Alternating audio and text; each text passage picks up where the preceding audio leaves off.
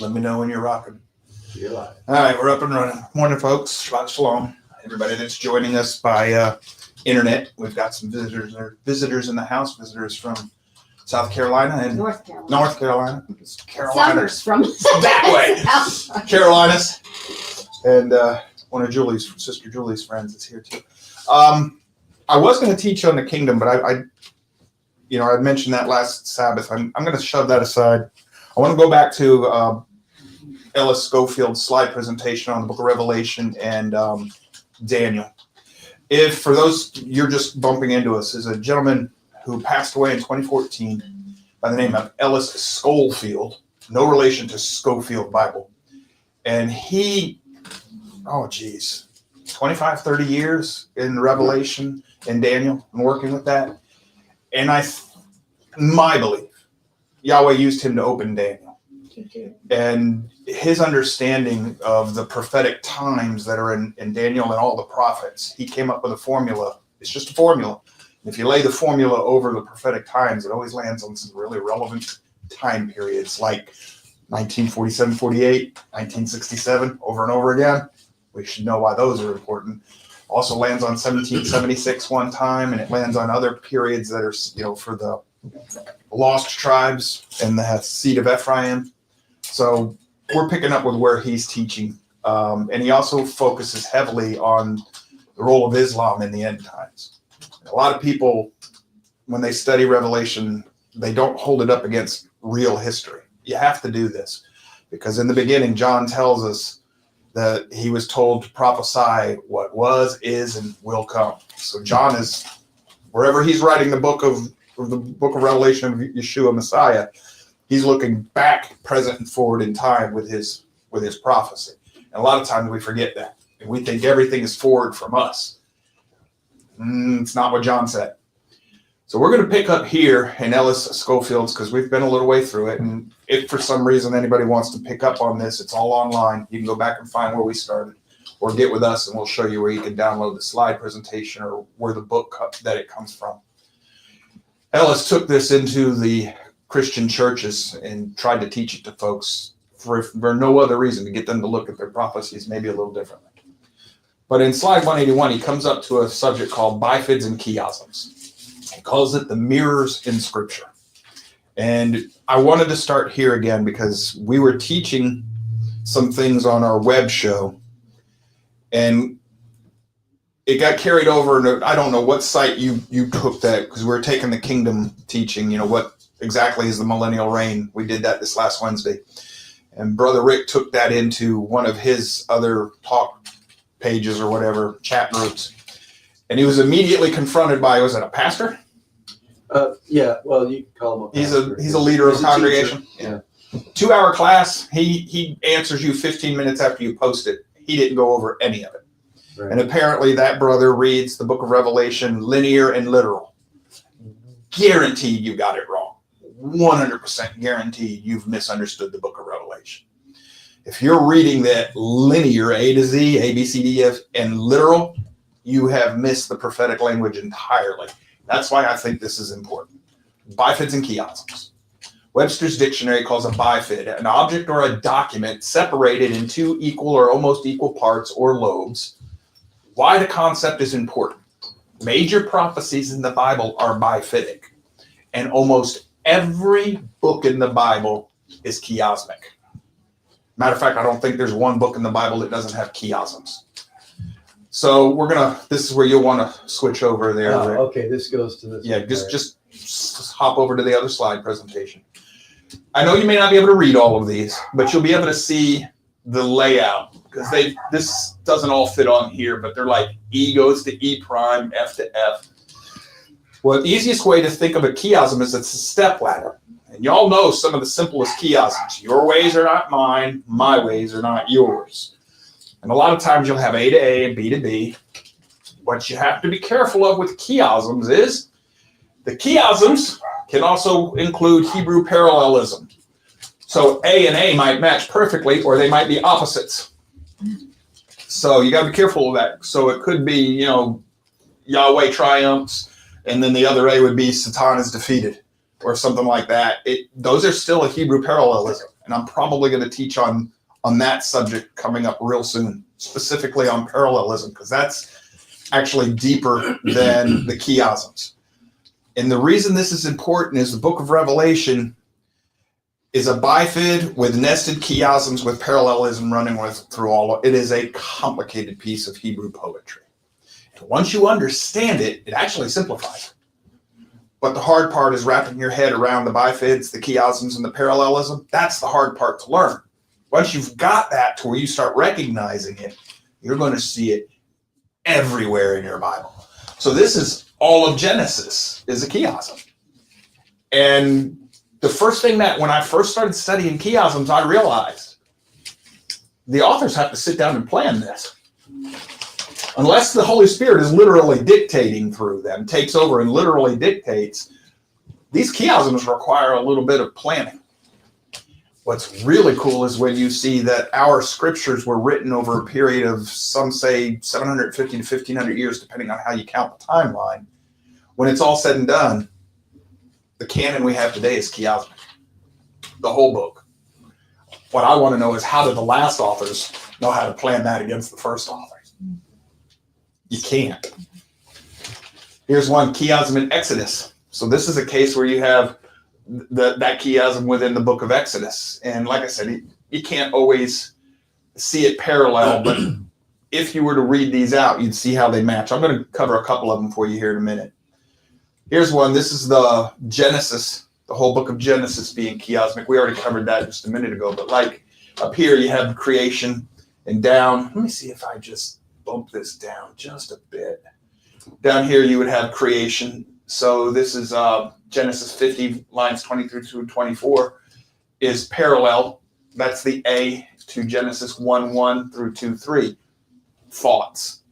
It's not always going to be an exact equivalent statement. A lot of times it's a thought. That's what you got to look for with your chiasms. And they are in your scriptures. Isaiah. This is where you're going to have thought for thought, thought for thought, thought for thought, a line in the middle. That's what the chiasmic structure is. Now, a bifid is when you split it right in the middle. How many of y'all have run into people arguing, scholars argue that Isaiah was written by two different people because the second half sounds so different? Have you ever run into that? Mm-hmm. Well, the reason it sounds different is it's a bifid. Isaiah stopped and started rewriting the whole thing. What you have here is the bifid, first part, chapters 1 through 33, and then 34 through 66. These are negative themes, positive themes. This is the condemnation, that's the restoration. Ruin to rebirth, rebellion to compliance, punishment to deliverance, humiliation, exaltation, suffering, salvation, disloyalty, loyalty, disinheritance, inheritance. So what you have is a bifid with two chiasms with parallelism running between the chiasms. That's a very complicated piece of literature right here, folks. That has to be plotted and planned out. This is difficult for one author to do. All of Yahweh's authors do this. All of them. John writes a really intricate, complicated piece of prophecy. But once you learn to look for this parallelism and the bifids and the chiasms, it starts making a lot more sense. It becomes clearer. And a lot of times you'll know it's a bifid. Like in the book of Revelation, you even have an indication. Yeshua hands the roll to John, says, you got to prophesy again. The scroll is written on two different sides. In the ancient times, they didn't write on both sides of a scroll because it would ruin the backside. So it already tells you got something different about it.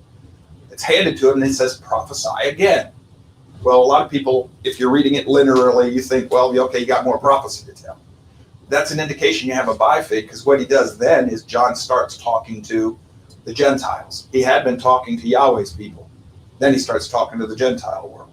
Daniel does this too. The first half of Daniel was written in Chaldean, and it was talking to Nebuchadnezzar and his people, the Gentiles.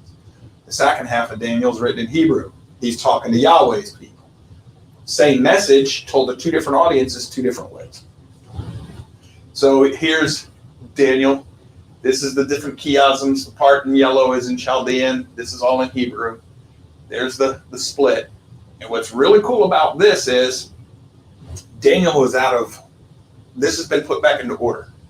And this is probably somebody who has run across Ellis Skolfield. I did a little research when I first found Ellis. He seems to be the first person, at least in modern times, that is aware that Daniel's told to seal up the book and lock it. what Daniel did is he took what we would think of as chapters of the book of Daniel, and he switched them. And he wrote them in different order. And we know this because Daniel put timeline markers in his prophecy for us, in the year of such and such. So if you put those two sections back where they belong chronologically, the chiasm shows up. When you read it the way we find it, like if you were reading Daniel in the Dead Sea Scrolls, the chiasm's been locked, it's been hidden. So you wouldn't see the chiasm in Daniel. But if you put those two chapters back in their proper order, chiasm pops out. That's what unlocks Daniel. That seems to have shown up with Brother Ellis. It could be, but I've looked. Could be other people before him. All I'm saying is I haven't found a historic record within the church's archives, the great body of believers. I haven't found anybody before him in recent history. And I went back 200 or 300 years. So I don't know. You can make what you want with that. If you've got questions, we can talk later. This one here is in the book of Matthew. And it's a double chiasm. And whoever's read this, they see Matthew as a bifiddic chiasmic. What you would have is the first half being, promises or whatever, and the second half being the crucifixion story or whatever. But like in here, Christ returns to Jerusalem, judgment in the kingdom, and then arrival in Jerusalem and entering the temple, and then the temple to be destroyed, a sign of coming of the age, and then they exit the temple, future return to Jerusalem. These are parallel, but this half is one chiasm and this half is another. This, when you start studying this, and today we're just doing an overview to show you that it exists, it is real, it's not imaginative, it's not something somebody made up to be cute or gain attention. This is actually in your Hebrew literature. I've got several books on Hebrew poetry style, and it covers all of this. The chiasms have been known for a long time, but they were forgotten by the modern church for a great period. But the chiasmic structure is known to scholars. It's not like this is new. It's just that until you start studying it, you don't realize how complicated this stuff can get. Here's one from Mark 8:20 through 22 through 26. Yeshua cures a blind man in Bethsaida. And in 10:46 through 52, the healing of the blind in Bartimaeus. And it just goes through different, like in the middle, the whole central story. Yeshua again foretells his death and resurrection. Before that, healing of a boy with a spirit, and who is the greatest. Sometimes you have to look and see how the author is seeing the chiasmic structure there, but it's in there. You have to look thought for thought, and this is one of the reasons I stick with concept study. This is one of the reasons concept study became more important to me than word studies. If you're doing word studies, you're going to miss the chiasms. And if you're not looking for the parallelism or the thought, you won't always see the chiasm. You also have to be careful because not so much in the Gospels, but in the prophets, one chiasm can be part of a greater chiasm or nested chiasms. This stuff can get complicated. Here's one with Book of Revelation. It's bifiddic. Christ reigns and the Ark of the Covenant is seen in the middle of the bifid. The prologue, that's the beginning. The church prepares for Yeshua, and now on the other side, the redeemed dwell with Elohim. And right here, chapter 4 to 20, the throne of Elohim and the elders, the great white throne. So 4 and 20 are parallel. 5 and 17 through 19, the Lamb is worthy to open the seals, and then the whore of the nations are judged. Now, how's that parallel? Well, the seals are judgment. That's what they're covering. So it's thought for thought. Opening the seals in chapter 6, that leading to wrath. Chapter 15 and 16, pouring out the plagues of wrath. So those are thought for thought parallels. Chapter 7 to 14, a delayed redemption from earth, a time to harvest the earth. That's about the harvest and the redemption. 8 and 9, heavenly trumpets sound warnings. Chapter 14, angels in heaven give warnings, so you have a thought of warnings. 10 to 13, an angel declares the end of delay. It's actually chronos, the end of time. We've covered that. And then 2 beasts conspire to kill the saints. The reason these are parallel here is there's no more delay. It's all over. The son's coming back. The Messiah's coming back and returning.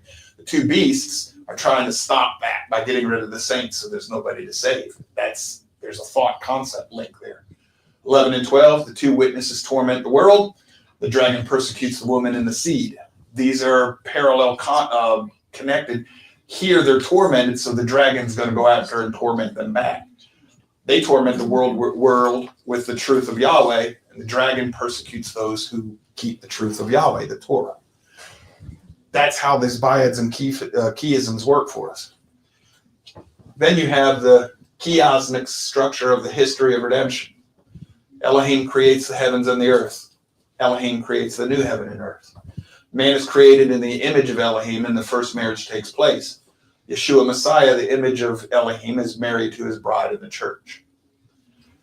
The first Adam fails at his representative, resulting in condemnation. He doesn't do his job. The last Adam returns in vindication before all. So he does what that Adam couldn't. They're parallel, and that's Hebrew parallelism, but they're also chiasmic in structure. And you go through the whole thing, and in the center, the capstone, the Lord Yeshua Messiah is crucified.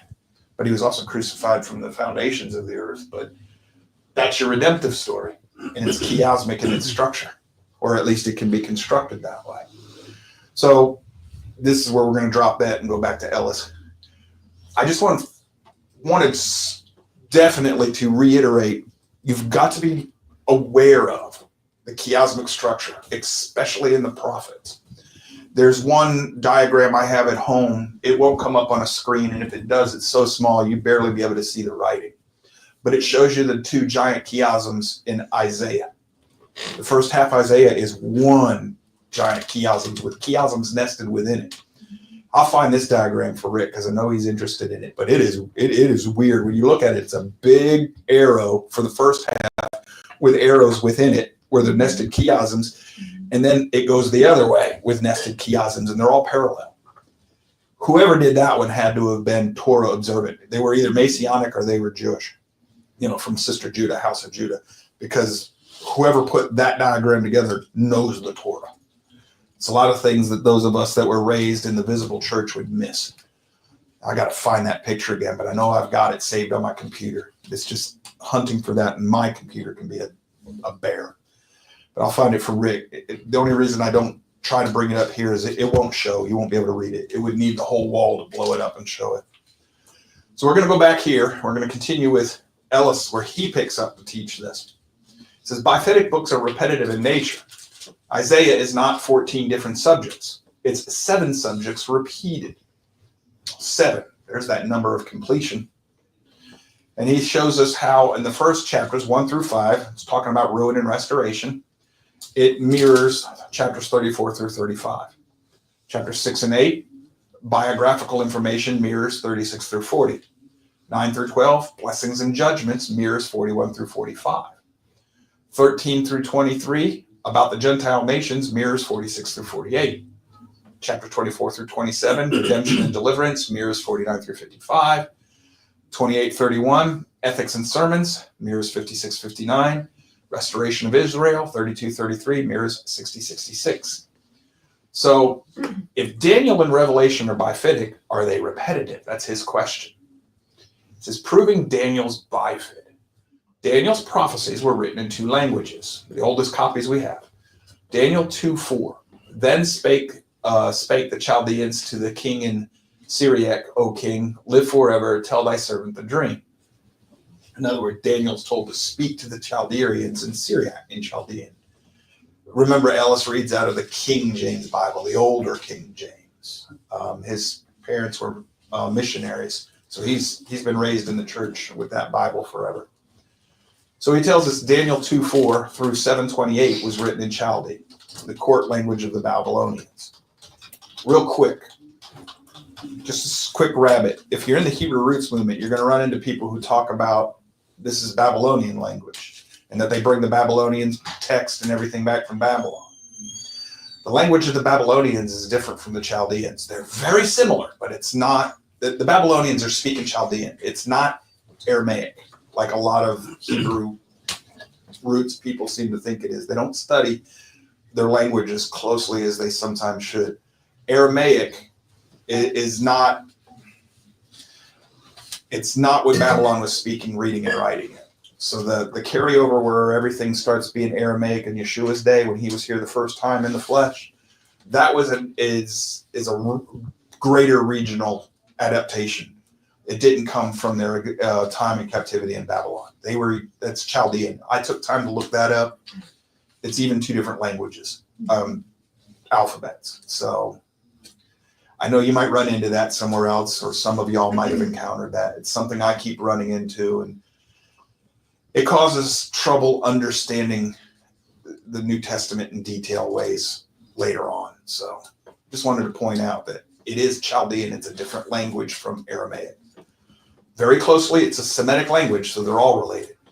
Daniel 8 through 12, they're written in Hebrew, the language of the house of Judah, of the Jews. Why? Here he's going to tell us Daniel is 2 languages because it has 2 audiences.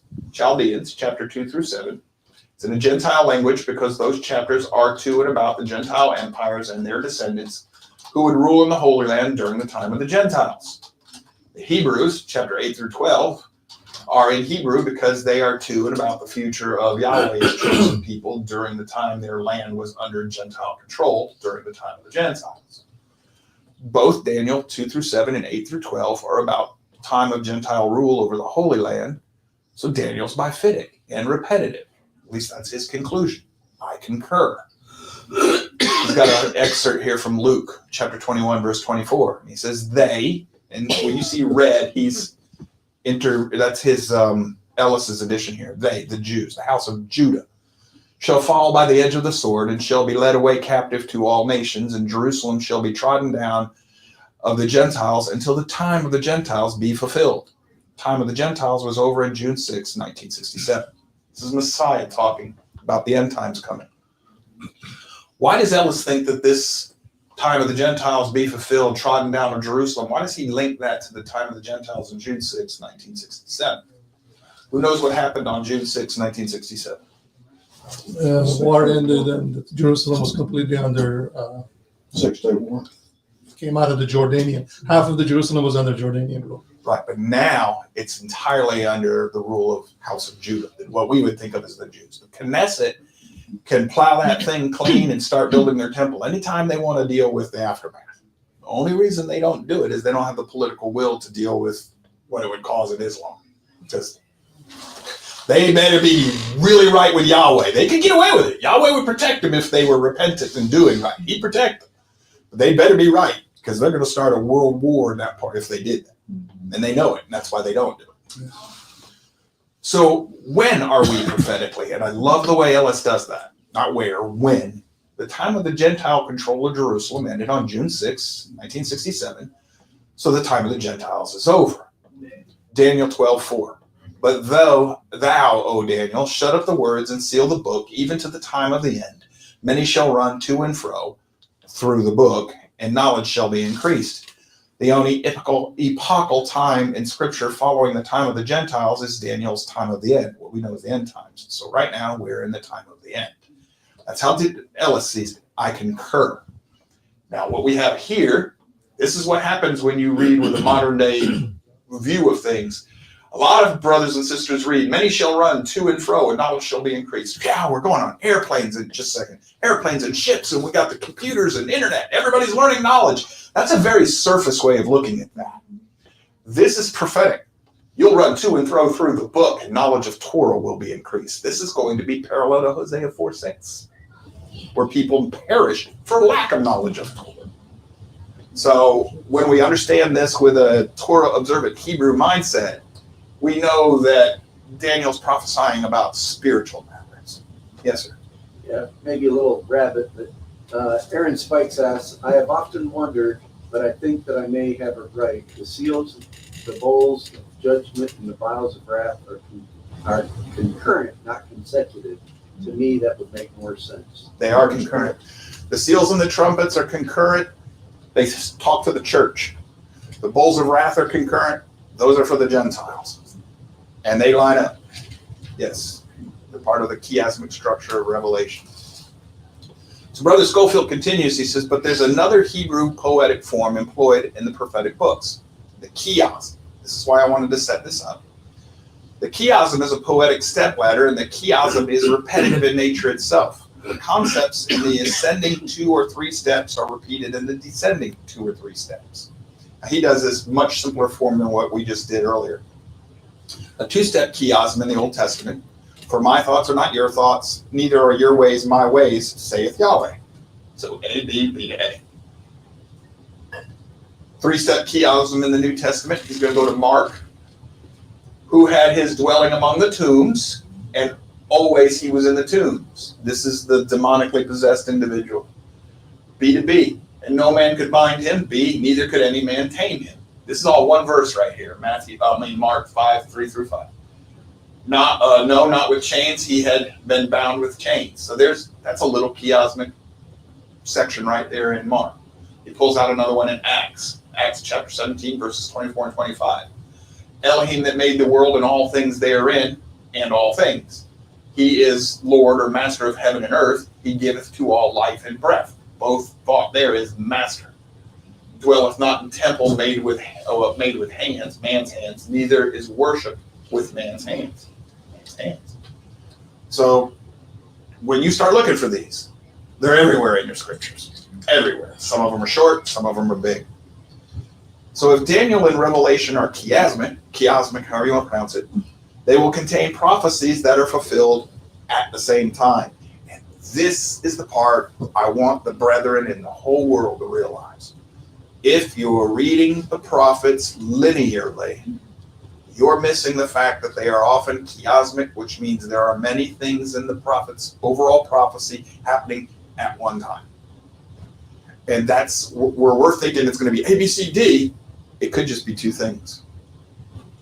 And that causes so many fights in the body, needlessly. We've just got to learn more, run to and fro in the book and learn more about how Yahweh talks to his people. That's all. So Daniel sealed until the end of the Christian era. And Ellis calls it Christian, and he also realizes in some of his other works, he thinks the tribulation is the Christian era. However you want to do it. Latter days, you got to remember that this brother didn't.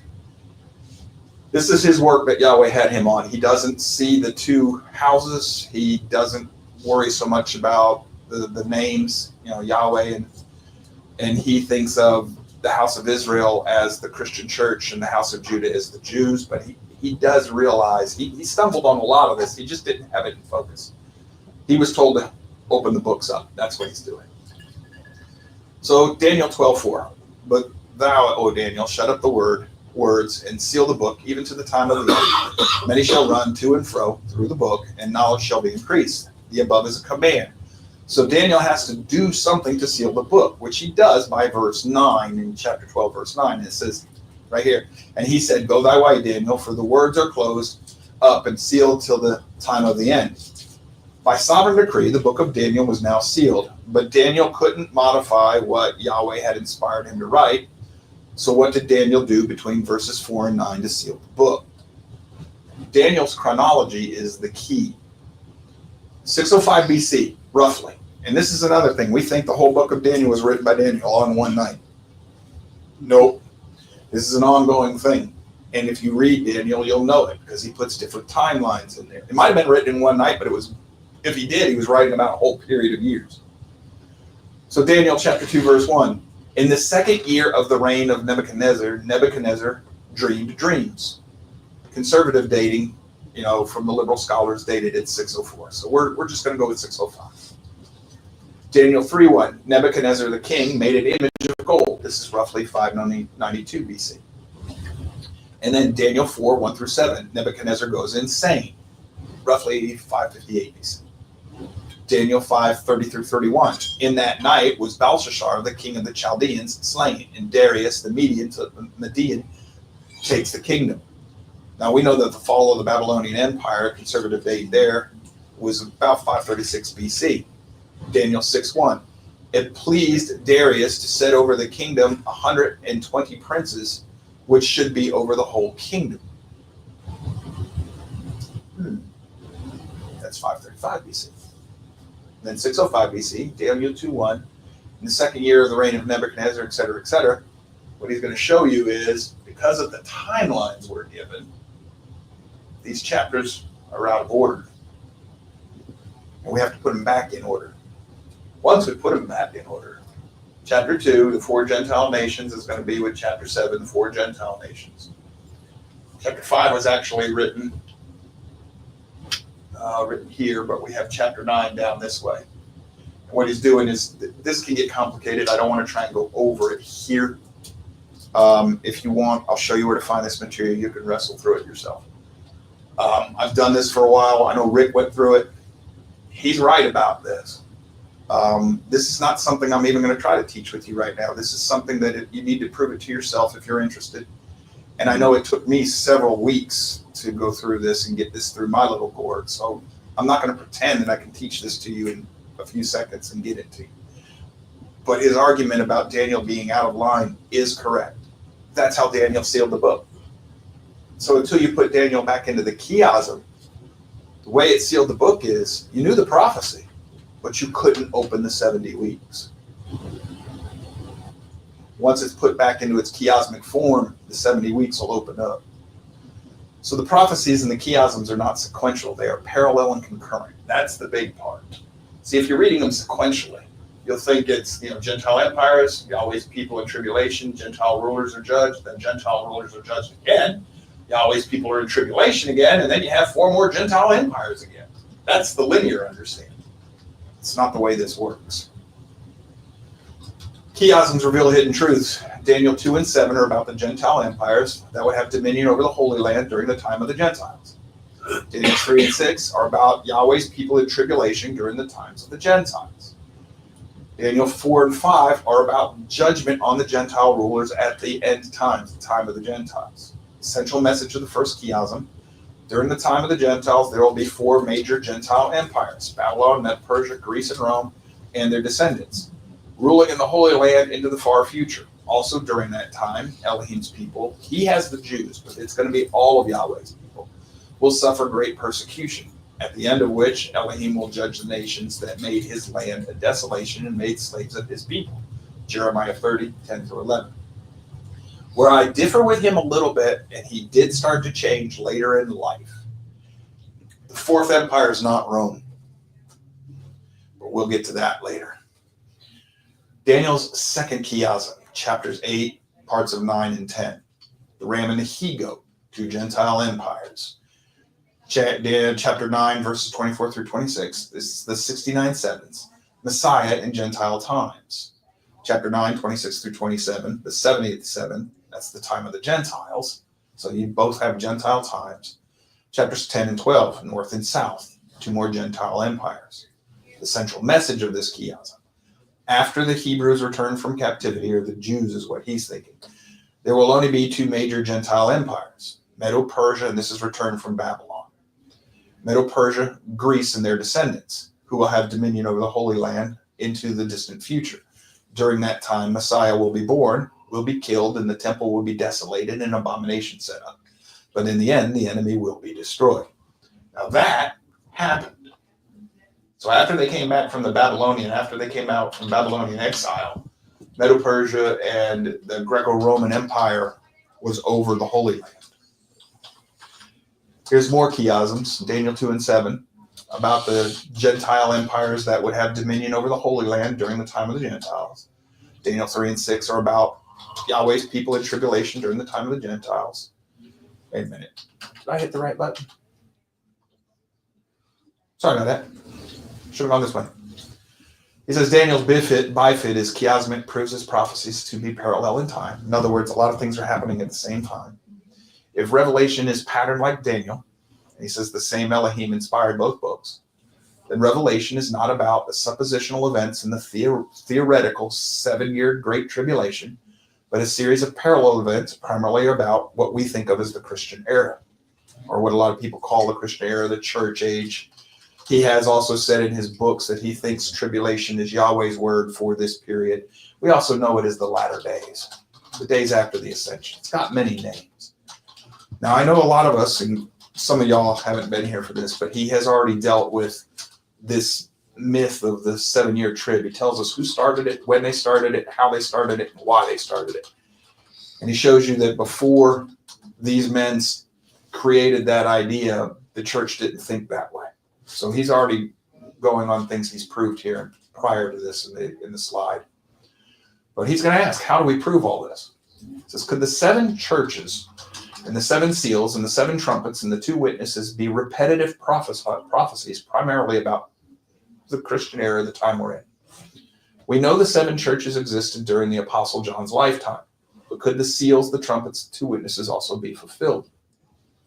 So this is going to take us to Revelation. He says it's biphytic. It's going to show us chapters 2 through 11 and chapters 12 through 20.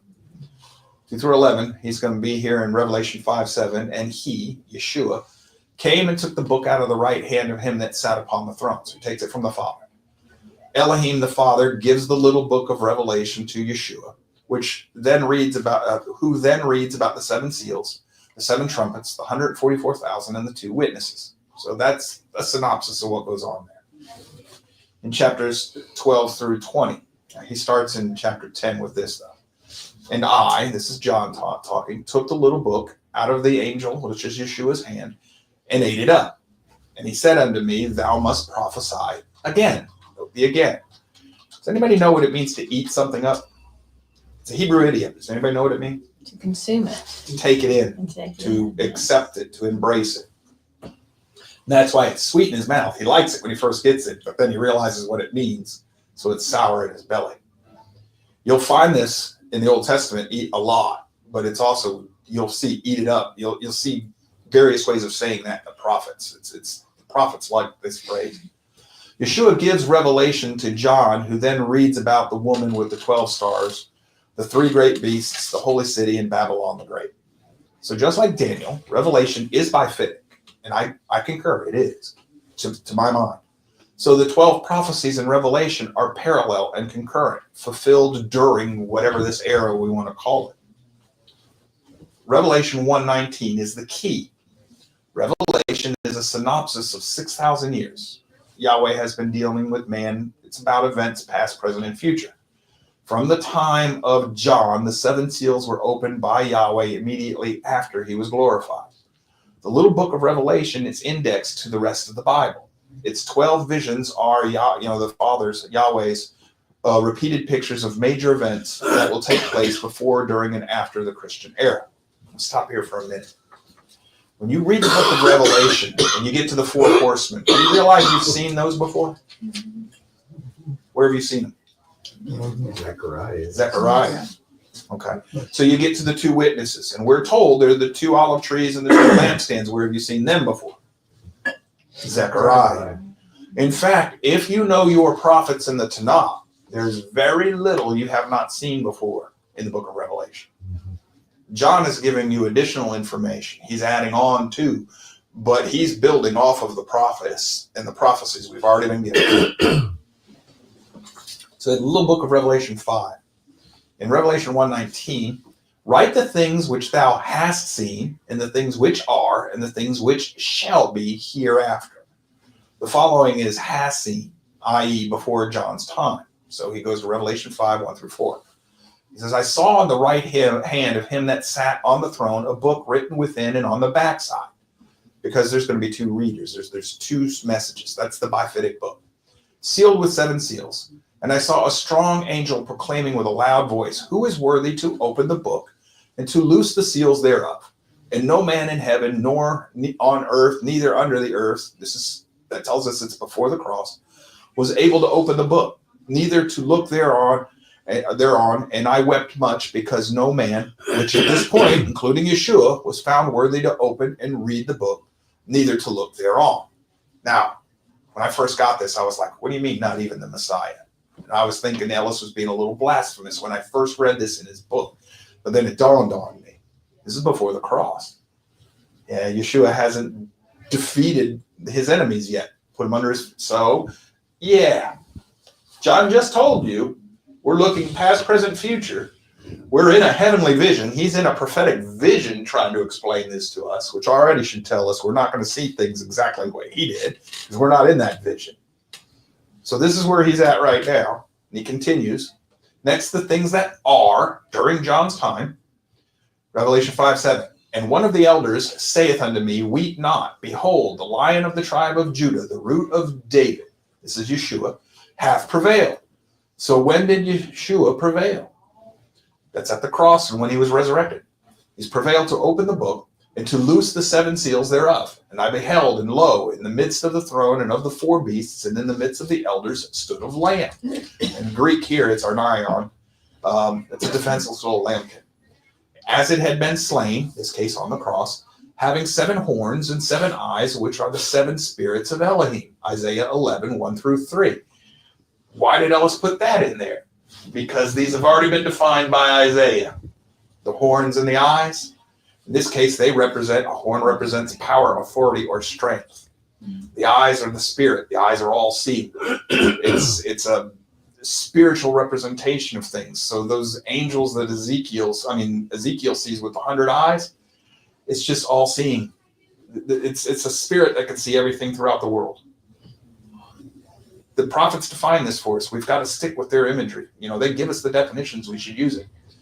So he says, it's set forth into all the earth. The spirits of Elohim set forth into all the earth.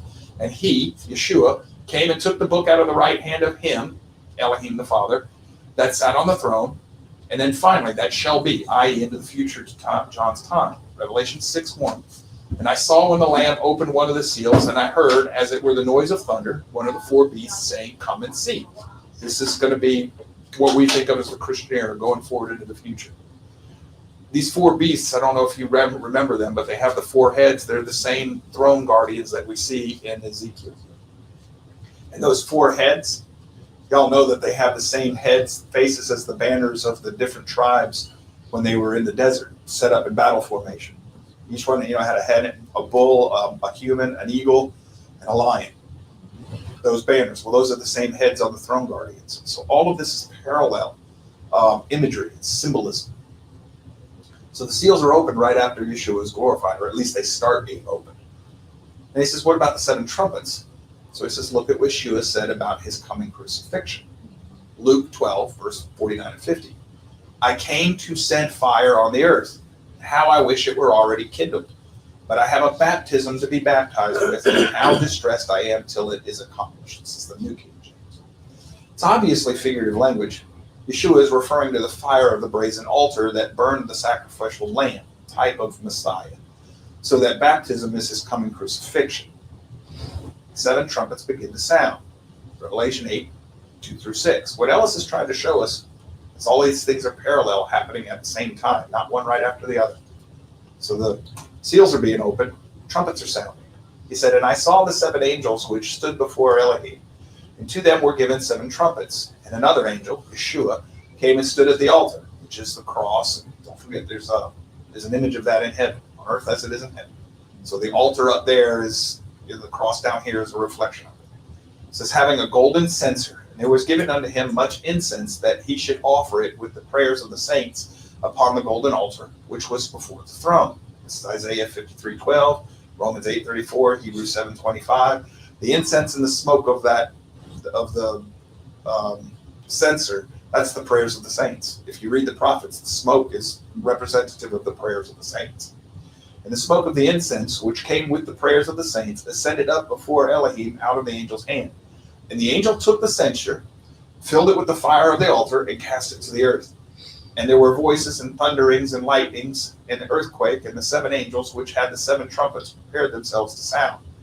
It says, I came to send fire on the earth, parallels the above quote, so that both are about the cross. So obviously, Revelation's trumpets start to sound at the beginning of the Christian era. This is how he's saying it. I think what you have here is take the gospel and the Holy Spirit and the Spirit of Yahweh, cast it to the earth, which is the fulfillment of the prophecies from Jeremiah and Joel.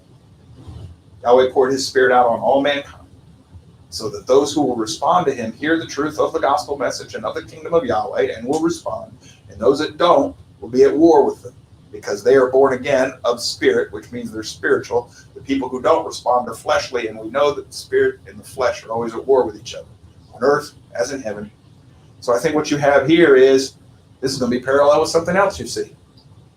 The first rider on the horse. We're all told that the rider on the white horse that goes out to make war. Ellis is the one who showed me this. That parallels another one. The gates of Hades will not overcome my ecclesia. I'll build my ecclesia right over top of the gates of Hades. That horse goes out riding, the rider on the white horse. He's got a gold crown, so he's got authority. He's got an empty bow. Anybody remember Zechariah? I'll bend the bow of Judah and fill it full of the arrow of Ephraim. In the prophetic language, who knows what arrows represent? Children. So he's going to bend the bow of Judah, fill it full of the children of Ephraim, and he's going to wage war. Who's he attacking? He is waging war on Satan's kingdom. Yeah. Satan's been bound so that he can't deceive people, but he still has a kingdom. He's still the prince of the air and of the earth. And that rider goes out to wage war. That's a parallel vision of casting the fire to the earth. Or it can be seen that way. I'm not telling you have to accept this. That happens exactly the same day the rapture does. Hmm? That happens exactly the same day the rapture does. Well, if that's the way you're looking at it, the rapture's already happened. I can show it to you. Now, I'll look at that with you later. Revelation's also chiasmic, the first chiasm. Chapter 2 through 3 is the 7 churches, which is down here, chapter 11, the 2 witnesses. Why is that parallel? If we know who the 2 witnesses are, it's the house of Judah, house of Israel. That's the one who's already betrothed, and then the wild one, the one that was given the divorce. Chapter 6, the 7 seals, is parallel to the 7 trumpets. Chapter 7, 4 through 8 is the 144,000, 12 tribes of Israel. 7, 9 through 14, the great multitude, the Gentile churches. Those are parallelism, opposite times. But he's going to call this, what you actually have here is the Judah and Ephraim, house of Israel. So he says the central message here is during the Christian era, there will be 2 witnesses, 7 different church periods and 7 different kinds of churches in each of those periods. The Jewish people and the Gentile church are the 2 witnesses. Trials, plagues, famines, tribulation, war will take place. But those who die in Christ, both Jew and Gentile, will be with the Lord. At the end of this era, Elohim will set up a kingdom that will reign forever and ever. And he's going to go into Revelation's second chiasm. It's going to be chapters 12 through 20. You have the woman with the 12 stars, that's Jews during this era, how the way he sees it. 1,000 years, that's what he calls the Gentile church, it's the house of Israel. Or millennial reign, however you want to look at that. These 2 chapters are going to be the leper bearer lion beast, 144,000 of the gospel. That's the Satanic kingdom opposed to all the redeemed. So this is a complicated, nested chiasm. You have the 7-headed beast in Babylon. That's the Satanic kingdom and all the lost. He doesn't realize this, Rick, but he's using lost correctly. Yeah, right. Babylon is spiritual bondage, apostasy. If you go to any Bible study app you have, like with me, I went to Bible Gateway and I typed in lost in quotation marks. I only wanted that word. And I looked at every use in the New Testament, every verse where it's lost. And sometimes it'd be like I lost a coin or lost this or lost that, but where it's being used in ways of believer, lost always refers to a believer who's strayed.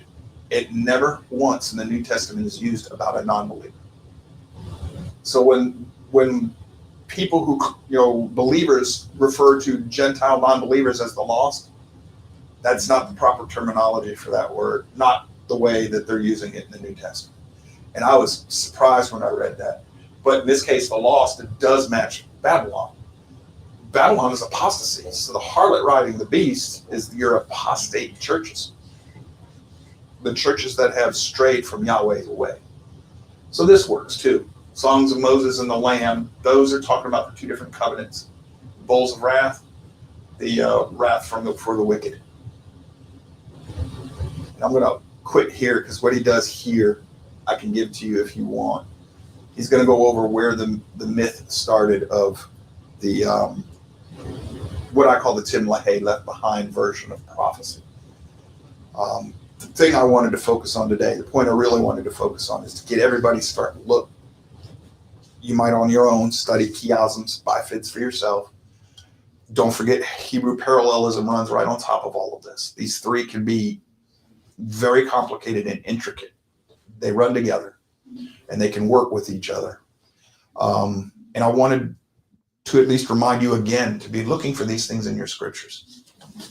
The reason being is, let's say you got a 3-step chiasm. Thing A, B, and C, C, B, and A. When we read these linearly, people will think, well, you got 6 things happening. You don't. You got 3 events.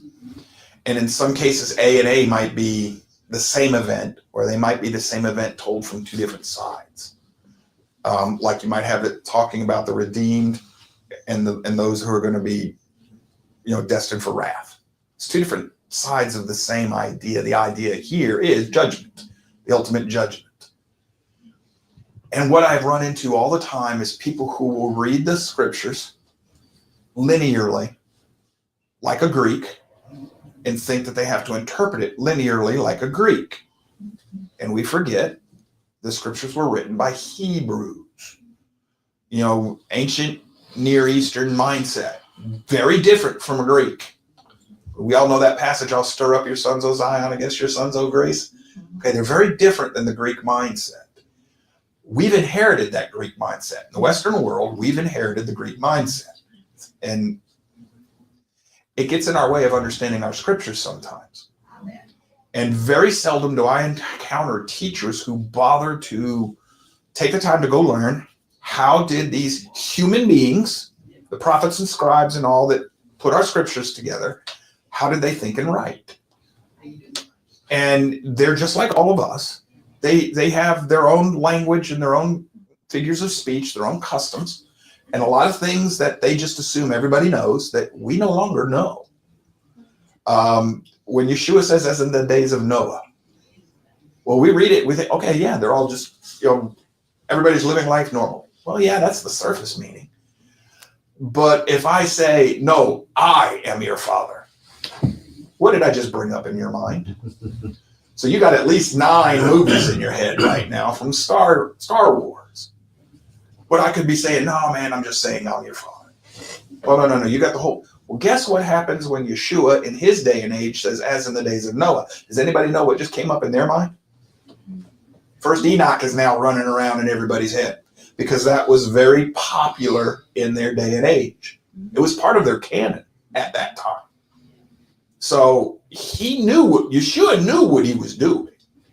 He uses the term lake of fire. Yeshua references that. Lake of fire doesn't come from your Tanakh.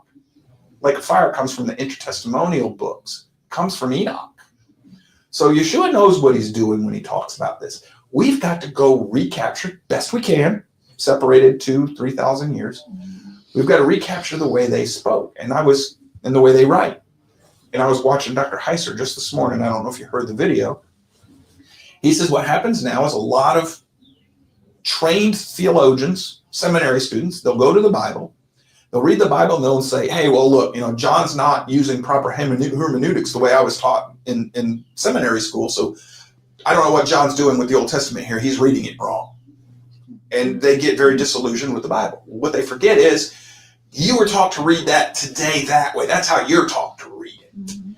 John doesn't need you to teach him how to write in Hebrew or Greek. John's been doing it his whole life. He knows it better than we do.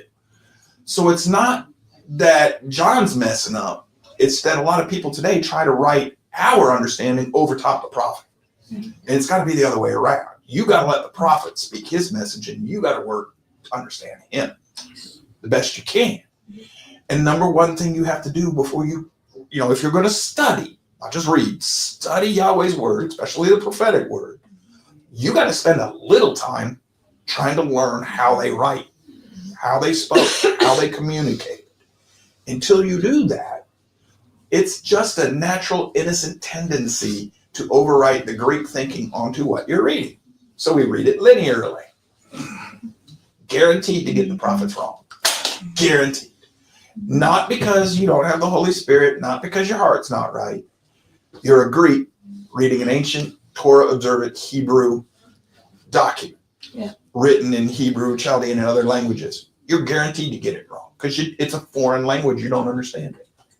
And another thing we do is, especially when you're talking about prophetic visions and so on and so forth, we tend to think immediately to a physical representation of those things when we should be looking to the spiritual representation first.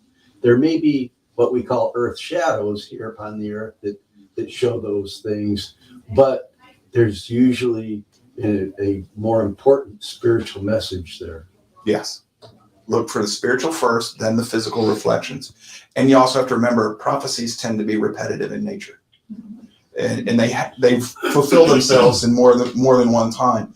The setting up of the abomination that causes desolation and all this stuff. What's in this Epiphanies or whatever the heck his name? Yeah, he's already done that once. Yeah. But then the Muslims did the same thing when they set up the Dome of the Rock Mosque. Both fit that prophecy perfectly. Both fit it perfectly. Okay, they're both abominations. Muslims are a little bit different, if I may add. Well, yeah, they didn't slaughter a pig. And they didn't have a temple at present. It was just a temple site. Yeah, a temple site. But And they they have didn't set up a temple that says that is strictly antichrist. It's Literally. you blaspheme if Literally. you say that Elohim has a son and That's true. he was never crucified. Yeah, I've read the Quran, brother, and a lot of the Hadith. I grew up with it. Okay, then you know better than I do then. No, not necessarily. But I had one brother of mine who was Christian. He converted to Islam because he just thought that was the next step in the faith. And he married a Muslim woman, and they still go to Iran. And he's nothing. He just quit. And I asked him one day, we were all walking into a restaurant, and we had fallen back.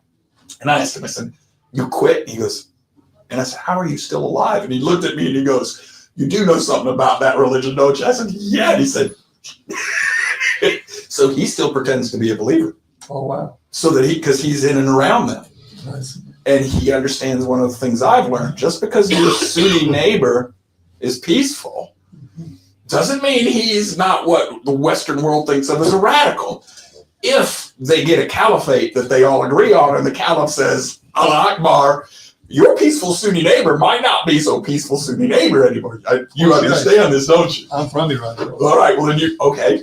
Yes. Well, I've got several friends here I've got a friend of mine that was in the Iran-Iraq war, and he was a captain in the Iranian army, and he's now, and I love him to death. He started his own business. He's very successful, and I asked him about it. He said, "I'm done with all that now." So I get it. But you would also understand that Iran's the problem for that's where Shia is. You would also understand why Ellis came to believe the same thing I did. Islam is Antichrist. I mean, it is what Yahweh says is good, they say is bad. What they say is good, Yahweh says is bad. Mirror images of each other. All right, you understand that, brother. I don't have to teach it to you. Sadly, though, is people. When did you leave Iran? I left when I was 17.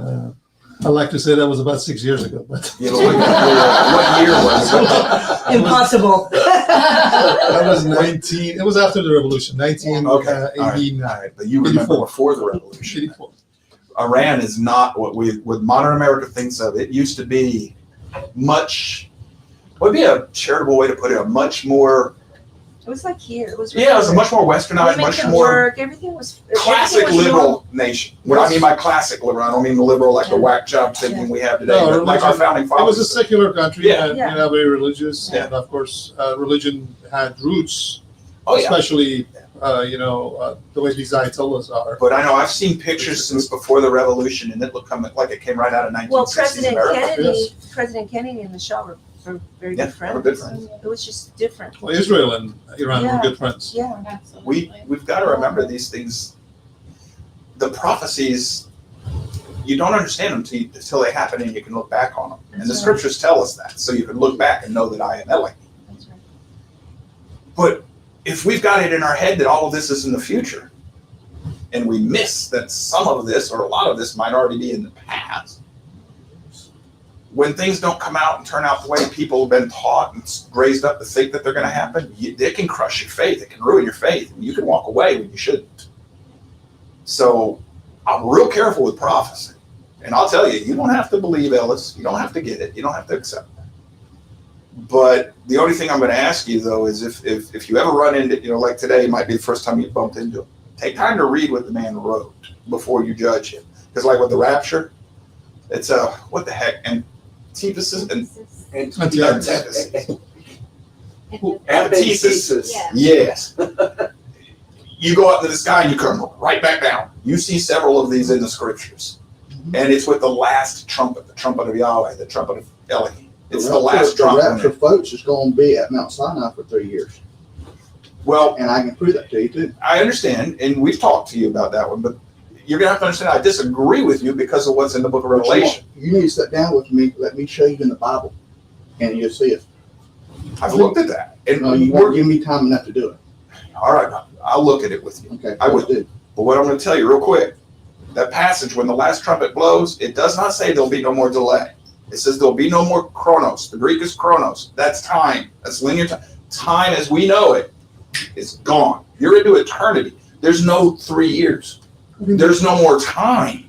I think It also tells us that all the nations are gone. They've become the kingdom of Yah. What you've got is that when that trumpet blows, you're back in Eden.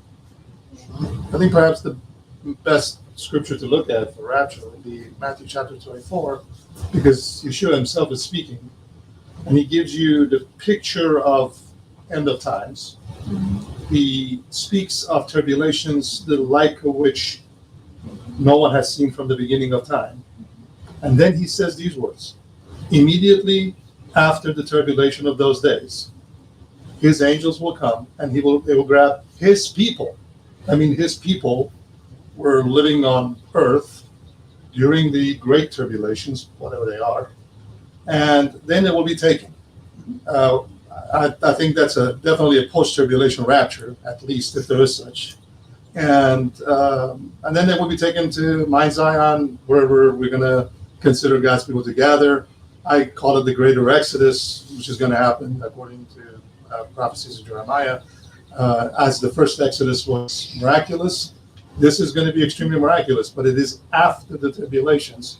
So the nature of rapture, even if it exists in the manner that the Christian church has been teaching it, is going to be post-tribulation, not pre-tribulation. And that's what the worrisome thing is about prophecies. When you give promises that people will not see fulfilled, they lose faith. That's why it's got to be very careful when we come up with, and I appreciate what you did is you put your note on it. Unless the Lord actually spoke to you and showed you exactly. The prophet Daniel, when he saw all these images, the first thing God told him, and the angel of the Lord told him, is, "This is not for you. Seal it up, put it away." He didn't understand what he was writing. We claim we understand. In part. When he's given the 70 weeks, he says he understands that. He does understand. The part that the angel tells him. Yes. So there's a part of the prophecy that the prophet himself writing doesn't get. It's like the chapter 10 of the book of Acts, when Peter has a vision, and every Christian pastor believes it's about ham and cheese. They don't keep reading. Bacon, lettuce, and tomato. Because Peter tells us it's about the Gentiles not being unclean. And I think that's the worrisome about prophecy is you put your foot down, you say, this is exactly what's going to happen. And it doesn't. The one thing, because you've just run into me, the one thing I insist on is that we swallow Scripture whole. First verse to the last. So you're going to run into a few other things, and I'm not disagreeing with you, but what I'm going to say is make sure you incorporate these passages. In this life, you're going to have tribulation. Yes. Oh, yeah. Flipses, okay? Absolutely. We hear that all the time. Yes. Revelation 1, Yes. verse 9. I, John, who am in the Tribulations flipses with you. and the That's right. kingdom with you now. Yes. Now, what do you make of that? I believe tribulations, again, the great tribulations, if there is such a thing, is what Yeshua is referring to that end of time. Just like when John is writing in the first chapter of the It book could of be you have a Revelation. trib and a great, yes. Exactly. That he's saying, We got to be careful with that. he envisioned in the Lord's Day, was he on Sunday or was he in the end of times? The Lord's Day has always been the end of times. Well, we also have to, in the prophetic language, the Lord's Day means anytime Yahweh acts. Sure. Because the prophets will call certain things that are Absolutely. definitely, they call the Exodus the Lord's Day. So it's anytime it is, He acts. Day yes, of the Lord. is just what like they the call it. mountain Day of the Lord. Yes. It's any place Kingdom. His yes. kingdom. Yeah. Absolutely. In agreement. Agreed, brother. Agreed. And we don't, the big thing here is, if we don't see it the same way, if it's not salvific, It's okay. we stay brothers and sisters. Yes, That's right. absolutely, same as us. That's right. It's okay to have disagreements on matters that Paul refers to as matters of disputation. Yeah. Romans chapter 14. Yeah. It's like his name. Until we find out, when we find out, it's like, why bicker about all this?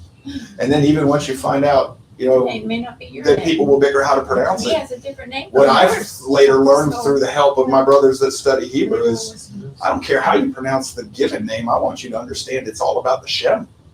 Yes. Yes, about the name. Yeah. That's right. We call it name, but it's about his character, nature, and That's essence. right. That's right. Ultimately, that's where we need to. Which brings to maybe this whole topic about predicting the times, the exact timing of the Yeah, thing. that's It's about preparation. If you're not prepared, it doesn't matter when it happens. If it happens tomorrow, you're not Exactly. prepared First still. Thessalonians 5:1-2 says you will know perfectly that day. Sure. Okay. When it Now go to First Thessalonians 4:13-17. That day that 5 is talking about is rapture.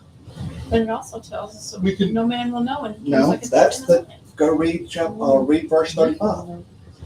It's talking 36 is talking about the day that God makes new heaven and earth. So when a trumpet sounds, there's going to be two reactions, just like it was at the mountain. What's that mean? When the trumpet sounded at the Mount Sinai, Mm-hmm. there's two types of reactions. Okay. There's the reactions the likes of Moses, Okay. who welcomes the sound of the trumpet because he knows what it represents. Mhm. And there's the reactions the type of Israel. They freaked out. They had an opportunity to meet with the creator of the universe. They backed out and said, let Moses go, and whatever he tells you, we'll do. Well, just a second. That's right. So when that trumpet sounds, the one that is about getting us together, the people that are living that day are going to have the same two reactions. There's going to be those who have been waiting for a rapture to happen in the midst of their tribulations, whether it's a great tribulation or personal, and when supposedly God doesn't show up because it's a promise he didn't give. He didn't say, become my followers and I'll make sure you have no worries. He said, become my followers and you have to pick up that thing that they hung me on and you got to carry it around. He said in Revelation 3:10, if you obey my words and commandment, you will not see the last 7 years. That's not It those words. doesn't And say we can those see that, words, yeah, we no. can see that, read that together. Exodus chapter 19 tells you that. Yeah, well, again, I think this study would be better Okay. maybe with your Bible open because, that would, The one thing I don't want That last. is I don't want us to get to where we can't, stay No, friendly with each other. I can tell you it. I got the Bible right here. It tells you if you obey my word and command. If you go and look, there are going to be billions of good Christians. And you said in one of your videos I watched the other day, and you caught on to it. And I haven't found many people seen it. We are taught that just because you're saved, you're going to be raptured. That ain't what the Bible says. No. The Bible says you have to obey His word and command, His laws. That's right. Okay? All right. Now, if you go and look at, during the time Jesus died on the cross, there was many saints, tombs opened. Yes. Okay. Who were they? They was the obedient saints. Okay. Why did Paul go to hell? And not Paul, I'm sorry. Jesus go to hell for 3 days. He went and preached to the sometimes disobedient saints. Okay. If you go look up God's wrath, it comes on the children of disobedience. Okay, brother, real quick. First of all, Revelation 3:10, and I'm reading out of the NESV. Because you have kept my word of perseverance, I also will keep you from the hour of testing, that hour, and it says that which is about to come upon the whole world to test those who live on the earth. Now you're thinking that means he's going to take you out of here before, but that's not what it says. It says essentially it's I will preserve you through the storm. Yes. Okay. Yes. You have to understand that we have a little bit of a history with you. And I don't mean to be rude or ugly. Well, with you you haven't never sat down with me, so you ain't got much of a history. Yes, I do. You're not supposed to be here anymore, according to what you told us. You were raptured out of here months ago now because of the way you had the perfect. No, And we've run into several brothers that have done this. Okay. And you tell me that I haven't sat down with you, but No. I read enough of what you had to see the fallacy in it. It's a foundational fallacy. Your foundation of everything you had read on the scriptures was sit on a fallacy. It's a logical mistake. If I snatch the foundation from out from underneath your house, what does your house do? I don't need to hear the rest. I know you don't like that, but it's like me saying, okay, if I prove to you all here that Messiah did not die and rise again, what does Paul say our faith is? In vain. So do I have to hear the rest of your argument if I've proven that Messiah didn't die and rise again? Well, no, I don't have to hear the rest of anything you got to say. If I can prove he didn't, then the rest of what you want to tell me is irrelevant. Because Paul says it's in vain. That's what I'm talking about. I did listen to enough of what you had. I looked at it, and as soon as I saw that fallacy, I don't chase something that's going to be unprofitable anymore. It's not going to work. There are brothers and sisters in here. I know people get upset with me because I do that. Rick works with me almost daily with this. You ever see me wrong when I do it that way? Ever? No, I have not. Okay. Now That doesn't mean I'm infallible, but it does mean I've learned how the logic works. Now people say, well, that's not scriptural. Isaiah 1:18. Come, let's reason together. That's the same thing I'm doing. Yeah. So if I can take a key, a foundation stone out from underneath the way you're looking at it, you need to put it back together again, dealing with that first before I want to hear it again. Absolutely. Let's let Danny That's do all it. I'm saying. Let's let brother. Danny do it. I've already done it. Okay. I'm not going to go over. I don't retake ground that I know is unprofitable. This is my story, and maybe this will help him. I was 40 years in Mormonism. Mhm. I was absolutely sure that that was the true church, the everlasting church, the only true church upon the earth. But then I was confronted with things that were not consistent with my beliefs. And then I had a choice. I could either hold on to those traditions and try to fit these truths that I found out in there and jam them in, or I could wipe my slate clean, Absolutely. just raise that foundation and start building it brick by brick. And this time, you know, after even coming out of the church, I found out that many of my teachers were incorrect. And then I started saying, you know, okay, I've got to start all over, and I've got to do this very, very carefully. So I'm rebuilding my foundation brick by brick, and I'm taking time to look at each brick before I put it in place. And sometimes, even after I get that wall built, I'm like, oh, that brick doesn't fit anymore. I need to take that brick out and put another one in. You've got to have that internal integrity to be able to look at others' perspectives and see if they fit within your worldview that you were building. You know, if it fits, put it in there. If it doesn't, you've got to be willing to throw it away. And a faithful believer is going to have to rebuild their own ideology at least once. Absolutely. I think it's really good to have disagreements. Yes. There's nothing wrong with it as long as everybody can. We're just visiting one day here No, you're fine, bro. from out of 10, but I really feel that, you know, if you're normally coming here and visiting, and I'm not giving advice, I'm only saying this as a brother, the finding common grounds is a lot more important Yes. than finding areas Yes. we don't agree about. Yeah. Unless there are things that are related to salvation. If the teacher here or anybody else claims he did not die, or as Muslims do, Muslims say he never died to be risen, so he was taken away by God. That defeats the whole purpose of it, because his resurrection is the defeat of the enemy. If he didn't do it, then our faith is built on nothing. So if there's issues like that, we need to stand up and move away. And moving away is okay. There's nothing wrong with that. You know, not hanging out together is not a bad thing when we can't agree. But I think if we decide to hang out with each other, it's always good to find the common grounds, because that's what makes us brothers. That's what makes people like us. We're from North Carolina, wanting to celebrate the Shabbat with somebody, look around, find Family. 6 congregations or Yeah. people that gather in the homes, and then Yeah. one here talked to me, and I decided to text Rick, and I appreciate Rick responded, and we decided to come because it's better than sitting at home, just the two of us reading the Bible. Well, we So, wanted to be with spiritual family. and we don't, and I already have things that I don't necessarily agree, but that's okay. There's nothing wrong with that. Yeah. I learned several good things. Oh, and I I'm don't gonna- agree with everything Ellis taught. Yes, and I got you to said talk to that him several about that. times. There Yeah, you go. yeah. And I don't need anybody to agree with me. I But think, we're gleaning, what we need. I think when Paul says question everything and only accept the truth should be our motto. We should question everything. And then when it comes to, Romans 14 issues, we should let it go. One of the big things Ellis taught that is valuable to all believers, though, is he's where I found out about Chiasms and Bifids. Yes. That is something that we should learn is in our scriptures. We should learn to be looking for that because it will change the way you understand the passage. It will. I'll be emailing you about that. Yeah. And he also went into taught me how to read the prophetic language. And like Dr. Michael Heisler, who just recently passed away, I had a chat with him via email. And what's weird is you'll watch him in some of his videos and he'll acknowledge the way the prophets are talking, and personally, when I was talking to him, he just doesn't recognize the prophetic language. If everybody that you email chat passes away, maybe I should not email.